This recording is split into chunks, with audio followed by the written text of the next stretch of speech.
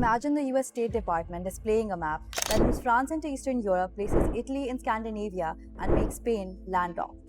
Now imagine no one noticing before it appears at a major international conference. That is what happened to Africa at the 8th 2026 conference in Rio de Janeiro. During a presentation about new US health agreements, the State Department displayed a map that mislabeled every African country shown. Nigeria was moved from the coast of West Africa into the Sahara Desert, Mozambique jumped from southeastern Africa to the Horn of Africa, Ivory Coast appeared on the opposite side of the continent. Cameroon was named in the legend but missing from the map. People at the conference took pictures and the image quickly spread across social media. But how did a map this inaccurate reach an international stage? An analysis found a watermark indicating that it had been created using open AI tools. The State Department said a team member had changed the presentation in a hurry before the event.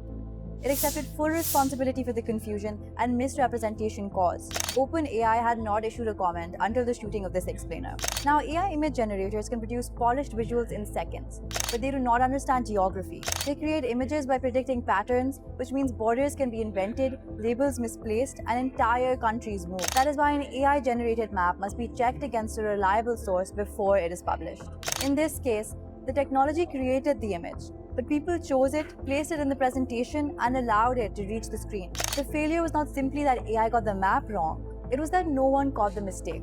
And the setting made that failure more serious. The map was shown during a presentation about US health funding and agreements with African governments. These partnerships can involve public money, health data, and decisions affecting millions of people.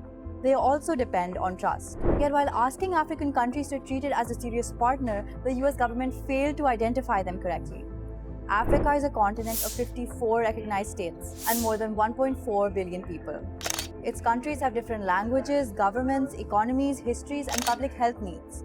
But Africa is still often discussed as if it were one place with one identity and one set of problems.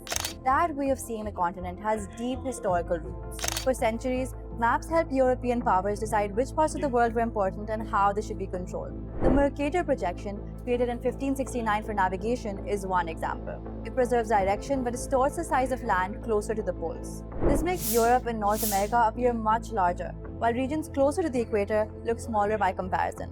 On a Mercator map, Greenland can appear almost as large as Africa.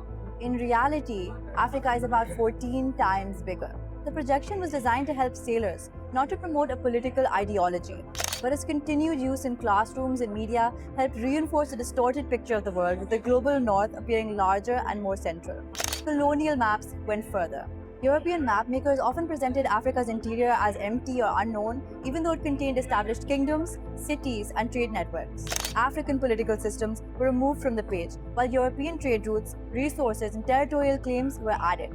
During the colonial period, maps became tools for dividing and controlling the continent.